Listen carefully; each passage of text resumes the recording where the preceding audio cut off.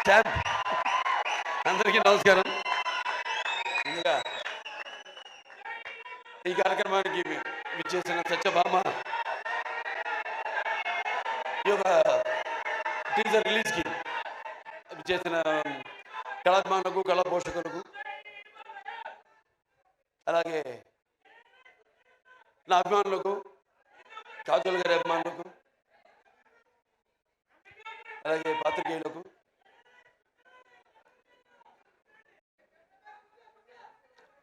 మొన్నటితో election canvassing అయిపోయింది. వచ్చా shooting మొదలు పెట్టేద్దామన్న మంచి ఊపిలో వచ్చాను. ఇప్పటిదాకా షూటింగ్ మొదలు పెట్టలేదు. సరే, దాంతో ఈ యొక్క ఫంక్షన్కి రావడం ఒక రకంగా ఏదైతే నేను ఈ 45 రోజులు 50 రోజులు మిస్ అయ్యాను అది కెమెరాని, ఇవాళ ఈ ఫంక్షన్ ద్వారా దాన్ని తీర్చుకుంటున్నందుకు చాలా సంతోషంగా ఉంది. ఎవరో మాట్సు నిర్మాత బాబీ టిక్కా గారు, అలాగే శ్రీనివాస్ గారు అండ్ శశి కిరణ్ టిక్కా గారు, ఆయన సమర్పించిన సత్యభామ, సుమన్ గారు దర్శకత్వం వహించిన సత్యభామ సినిమా ఈ యొక్క టీజర్ రిలీజ్కి రావడం చెప్పాను, చాలా సంతోషంగా ఉంది. అలాగే నా ఆశీస్సులు సినిమాకి. ఎందుకంటే సత్యభామ అన్నది కొన్ని పేర్లు ఉంటాయి. ఆ పేర్లు వినగానే మనం తలుచుకోగానే మనలో ఒక తెలియని ఒక వెన్నముక్కలో ఒక కిలికించుతాలంటాం, అంటే ఒక వైబ్రేషన్. కొన్ని పదాలు ఉంటాయి వాడతాం మనం, కిలికించుతాలని. మన తెలుగు భాషలో అదే గొప్ప. మేము ఆదిత్య 369లో వాడేము పదం, కిలికించితాలలో జానవులు. ఇట్లాంటి భాష మన తెలుగు భాష. సరే, భాష గురించి కాదు ఇప్పుడు ఇక్కడ. అంటే ఒక అనుభవం మనకు కలుగుతుంది. అలాంటప్పుడు మరి ఒక సత్యభామ అన్న పేరు, అంటే శ్రీకృష్ణుడు మరి ఒక పారిజాత పుష్పాన్ని హరించడానికి వెళ్ళినప్పుడు ఎప్పుడన్నా మనం ప్రయాణాలప్పుడు కూడా గుర్తుపెట్టుకుని కొంచెం, నేను ఎప్పుడు ఈ మంత్రాన్ని ఉచ్చరిస్తూ ఉంటాను. ప్రయాణే గరుడారూఢం పారిజాత హారం హరిం సత్యభామ యుతే ధ్యాయేత్ సర్వకార్యార్థ సిద్ధయ్య అంటాం. దేవుని తలుచుకుంటాం, ఓకే, శ్రీకృష్ణుడు రాముడు ఇవన్నీ. కానీ ఆ పక్కన ఎవరున్నారు? యుద్ధానికి వెళ్ళినప్పుడు ఆ పారిజాత పుష్పాన్ని హరించడానికి వెళ్ళినప్పుడు పక్కన సత్యభామ ఉంది. సో ప్రయాణే గరుడారూఢం పారిజాత హరం హరిం సత్యభామ యుతం ధ్యాయేత్ సర్వకార్యార్థ సిద్ధయ్య. అటువంటి పేరు సత్యభామ. అండ్ ఉమెన్ ఎంపవర్నెస్కి పేరు కూడా సత్యభామ.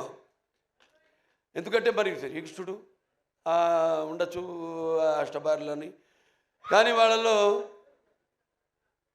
ఆయన్ని తన చెప్పు చేతుల్లో, అంటే ఒక సత్య విధేయుడిగా చేసుకున్న ఒకే ఒక భార్య, అది సత్యభామ.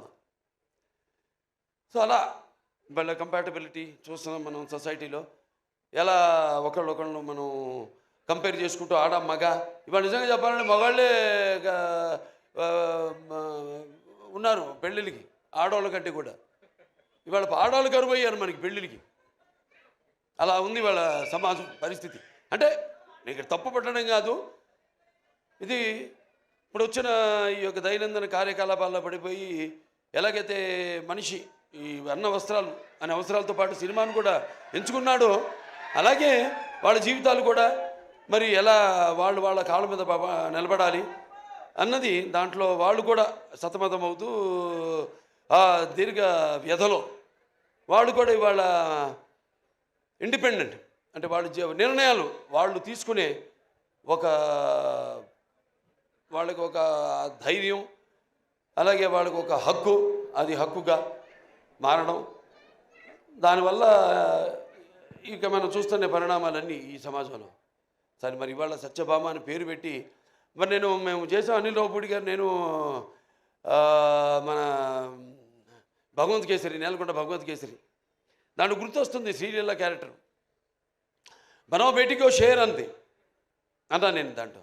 ఈవిడేమో బనావ్ కాచికో షేర్ అని మొత్తం అసలు సినిమాలో చూస్తుంటే ఆ ఫైట్లు ఏంటి అసలు, యాటిట్యూడు అద్భుతం.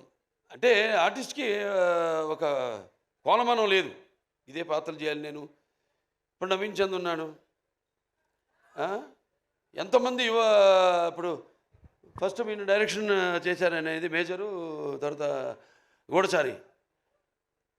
అలాగే పంపిణీదారులుగా కూడా ఎన్నో సినిమాలు పంపిణీ చేశారు.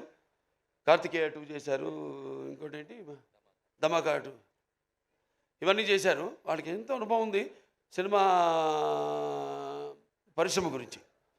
అంటే ఒక పంపిణీదారుల యొక్క ఇబ్బందులు, కష్టాలు, అలాగే ఒక నిర్మాతగా, అలాగే ఈరోజు మరి వాళ్ళ అంటే ఆయన ఒక డైరెక్టర్గా కూడా 2 సినిమాలు డైరెక్ట్ చేస్తున్నాడు కూడా. సో అలా అన్ని కలబోసి ఇవాళ ఒక సంస్థగా ఏర్పడి ఔరం ఆర్ట్స్ ఈ సత్యభామ అనే సినిమాని నిర్మించడం తప్పకుండా మరి వాళ్ళకి ఇంత అనుభవం ఉంది కాబట్టి తప్పకుండా అనుభవంతో రంగరించి మన ఉగాది పచ్చడిలాగా అన్ని నవరసాలను రంగరించి ఈ సినిమా తీసే ఉంటారు. డెఫినెట్గా పిక్చరు ఈ సినిమా మంచి ఘన విజయం సాధిస్తుంది అన్న నమ్మకం నాకు ఉంది. ఎందుకంటే టీం వర్క్ అలా ఉంది. ఇక్కడ మరి కెమెరామెన్ విష్ణు చూస్తున్నాం అంటే నేను ఎప్పుడు కెమెరామెన్కి ఇంపార్టెన్స్ ఇస్తాను ముందు. ఎందుకంటే డైరెక్టర్ ఒక మైండ్లో ఉన్న కాన్సెప్ట్ ఏదైతే ఐడియా ఉందో దాన్ని సరిగ్గా చూపించగలిగేది ఒక కెమెరామెన్. నేను కెమెరామెన్ అవుదాం అనుకున్నా మొదట్లో. అంటే అన్నిట్లో ఒక అన్నిటి మీద నాకు అవగాహన ఉండాలి, అన్ని క్రాఫ్ట్స్ మీద అన్న ఒక దృష్టితో. అలాగే ఎడిటర్ చాలా ఇంపార్టెంట్ సినిమాకి. అలా ఒక్కొక్కళ్ళు అలా మరి శ్రీచరణ్ గారి సంగీతం,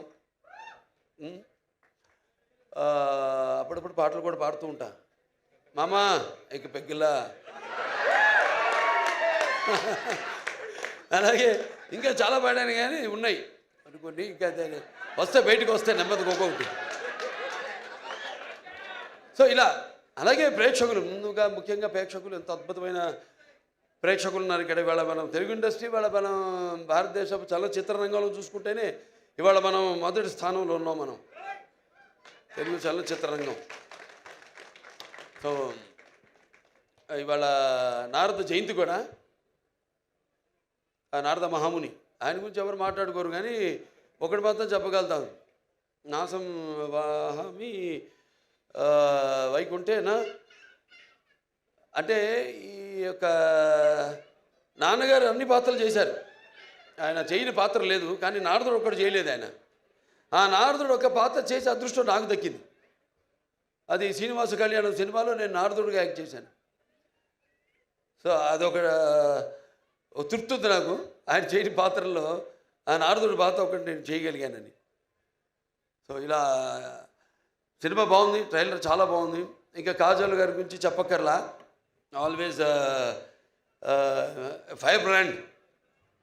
అంటే అన్ని గుణాలు, ఆర్టిస్ట్ అంటే కేవలం అరవడము నవ్వడము లేకపోతే ఒకరిని ఏడిపించడం కాదు. ఒక పాత్రలోకి వెళ్తున్నాం మనం, ఆ పాత్రలో ఒక ఆత్మల్లోకి వెళ్తున్నాం. ఆ పాత్ర ఒక లోతులు మనకు తెలియవు. ఆ పాత్రకి వెళ్ళినప్పుడు ఆ పాత్ర వరకు అంటే ఎన్ని పాత్రలు, స్పాన్ ఆఫ్ 16 years, 16 సంవత్సరాలు, మరి ఎన్ని రకరకాల పాత్రలు చేసి మరి ఒక పాత్ర నుంచి ఇంకో పాత్రలోకి, ఇంకో పాత్ర నుంచి ఇంకో పాత్ర పరకాయ ప్రవేశం చేస్తూ మళ్ళీ ఒక కంబ్యాక్ మధ్యలో అన్నీ ఒక స్త్రీ మూర్తిత్వం. అంటే కార్యేషు దాసి కరుణేషు మంత్రి భోజేషు మాత శైనేశ్వరంబ రూపేచు లక్ష్మి క్షమయ ధరిత్రి అన్నట్టు అన్నీ చూసుకుంటూ అన్నిటికీ సమపాళ్లలో న్యాయం చేస్తూ మళ్ళీ ఒక బిడ్డను కూడా కానీ మళ్ళీ తిరిగి ఇండస్ట్రీకి రావడం. మా సినిమాకి ఒప్పుకున్నందుకు నేలకొండ భగవంత్ కేసరికి ఆవిడకి నా మనస్ఫూర్తి కృతజ్ఞతలు తెలియజేసుకుంటున్నాను. ఎందుకంటే జనరల్గా ఒక స్టాంప్ పడిపోతుంది అంటారు, అదొక నానుడి. ఒక పాత్ర చేస్తే హీరోయిన్గా చేసిన వాళ్ళు మళ్ళీ ఇంకో తల్లి పాత్రలో లేకపోతే అక్క పాత్రలో అలా చేస్తే మళ్ళీ దానికే అది పడిపోతుంది, ఆ ముద్ర పడిపోతుంది అని ఒక దాన్ని బ్రేక్ చేసిన వాళ్ళు చాలా తక్కువ మంది ఉన్నారు. చాలా వేళ్లలో లెక్కపెట్టి చెప్పచ్చు ఎంతమంది ఉన్నారు. వాళ్ళల్లో ఈ కాజల్ అగర్వాల్ గారు ఒకరు. Hats off to you for all the energy. And ఇప్పుడే కాదు, నేను మొదటి నుంచి కూడా ఆవిడ సినిమాలు చూస్తున్నాను. చేయని ఉండేది, మంచి ఎనర్జెటిక్ ఆర్టిస్టు. బట్ ఎటువంటి కాంబినేషన్ పడాలి ఏంటి అన్నది మరి ఆవిడ ఎందుకో మా కాంబినేషన్ అప్పుడు కుదరలేదు. తర్వాత మా ఈ యొక్క నేలకొండ భగవంత్ కేసరిలో మేము కలిసి యాక్ట్ చేయడం ఒక మంచి ఎక్స్పీరియన్స్. అంటే ఒక ఆర్టిస్టు అందరూ అంటారు ఏదో ఒక కోలమానం అని, ఒక దీనికి డిసిప్లిన్ కానీ ఒక డెడికేషన్ కానీ ఏదంటే ఇప్పుడు మా పేర్లే తీసుకోవడం ఒక ఆనవాయితీ అయిపోయింది. కానీ ఎంతోమంది ఉన్నారు నటులు, కాజల్ అగర్వాల్ గారు లాంటి నటులు అయితే ఎంతోమంది చాలామంది ఉన్నారు. యథా రాజా తథా ప్రజలాగా మనం సవ్యంగా నడిస్తే మొత్తం సమాజం కూడా తిన్నగా నడుస్తుంది, సవ్యంగా ఉంటుంది. అలా మన తెలుగు ఇండస్ట్రీ రామారావు గారి త్వరత, అంటే రామారావు గారితో మొదలైంది ఆ డిసిప్లిను, ఆ డెడికేషను, ఆర్టిస్ట్కి ఒక మర్యాద అన్నది. సో దాన్ని ఇలా ముందుకు తీసుకెళ్తున్నందుకు మేమంతా ఆయన వారసులుగా చెప్పుకున్నందుకు, వారసులు అంటే కేవలం ఆయన గురించి చెప్పుకోవడం కాదు, ఆయన చేసిన సినిమాల గురించి చెప్పుకోవడం కాదు, లేకపోతే ఆయన నడిచిన దారుల గురించి చెప్పుకోవడం కాదు, మనం వాటిని అనుసరిస్తున్నామా లేదా, అనుకరించడం కాదు, అనుసరిస్తున్నామా లేదా అన్నది ముఖ్యం. సో అటువంటిది ఆయన వారసులుగా అందరం తెలుగు చలనచిత్ర రంగం ఇలా ముందుకు దూసుకుపోతున్నందుకు చెప్పాను ఇందాక, మన భారతదేశ చలనచిత్ర రంగంలోనే ఇవాళ మనం మొదటి స్థానంలో ఉన్నాం, తెలుగు చలనచిత్ర పరిశ్రమ అనేది. సో ఇటువంటి ఇంకా మంచి మంచి సినిమాలు రావాలి. ఎందుకంటే ఆర్టిస్టులు ఎన్నో కోణాలు ఉంటాయి, ఇప్పుడు నాకు చేయాలని ఉంటాయి ఎన్నో పాత్రలు. నాన్నగారు ఎప్పుడూ ఒక 20 సంవత్సరాల ముందు ఆలోచించేవారు. ఆయన ఆలోచించి సినిమాలు చేసేవారు. ఆయన అప్పుడు ఆడకపోవచ్చు ఆ సినిమాలు, కానీ ఇవాళ అవి బంగారు గుడ్లు పెట్టే బాతు, కనక వర్షం కురిపించే సినిమాలు అవన్నీ. సో అలా ఎప్పుడు మనం ముందు నేను ఇంకా కొట్టుకెళ్ళగలుగుతున్నానంటే అంటే ఒకటి ఉంది హిందీలో, ఈవిడేదో తెలుగులో చెప్పిన డైలాగు, ఇది కभी गिरना भी अच्छा है अपना औकात का पता चलता है जब कोई आगे बढ़ते उठाने को अपनों का पता चलता है जो जिसे गुस्सा होता है वो अच्छे होते हैं और जो झूठ बोलते हैं उसको हमेशा हंसते हुए देखा है. అలా సమాజం అటువంటిది. సరే, మన సినిమాలు మనం కొట్టుకెళ్ళడం, ఇంకా మంచి మంచి సినిమాలు ఇవ్వడం, ఇటువంటి మీలాంటి ప్రేక్షక దేవుళ్ళు ఉండగా బ్రహ్మాండంగా ఇటువంటి ఒక్కొక్క సినిమా విజయానికి వెన్ను తట్టుతూ మళ్ళీ ఇంకా ముందు ఇటువంటి మంచి సినిమాలు ఇవ్వండి అని ప్రోత్సహిస్తున్న మన తెలుగు ప్రేక్షకులకు ఒక ప్రత్యేకత. ఇవాళ ఆ ప్రత్యేకత తెలుగు ప్రేక్షకులే కాదు, యావత్ భారతదేశమే తల వంచింది మన చలనచిత్ర పరిశ్రమకు, మనం ఇచ్చే సినిమాలకి, మనం ఇచ్చే సందేశాలకి. సో మరొకసారి ఈ యొక్క హారర్ మార్ట్స్ నిర్మాతలు మన బాబీ టిక్కా గారికి, అలాగే శ్రీనివాస్ గారికి, అలాగే శశి కిరణ్ టిక్కా గారికి, అందరికీ మొత్తం యూనిట్ సభ్యులందరూ కూడా నా అభినందనలు తెలియజేసుకుంటున్నాను. సినిమా రేపు చూస్తారు మీరు తప్పకుండా.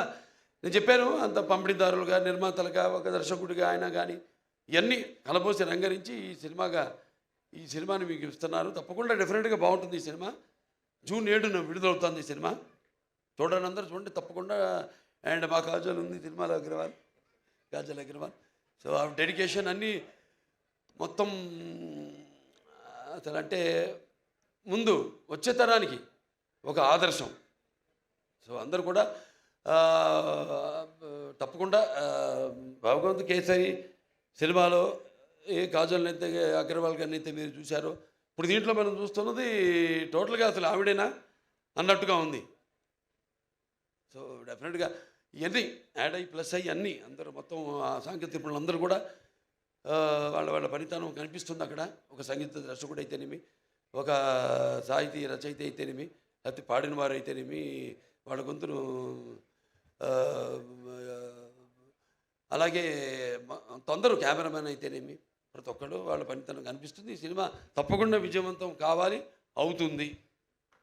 సో మరొకసారి నన్ను ఈ సినిమాకి ఈ ట్రైలర్ రిలీజ్కి ముఖ్య అతిథిగా రామినీల్ లవపూడి గారితో పాటు కలిపి పిలిచినందుకు నా కృతజ్ఞతలు తెలియజేసుకుంటున్నాను. ముఖ్యంగా అందరికీ, నా అభిమానులకి, కాజల్ అగర్వాల్ గారి అభిమానులకి అందరికీ, పాత్రికేయులకి అందరికీ కూడా నా కృతజ్ఞతలు తెలియజేసుకుంటూ నేను సెలవు తీసుకుంటున్నాను.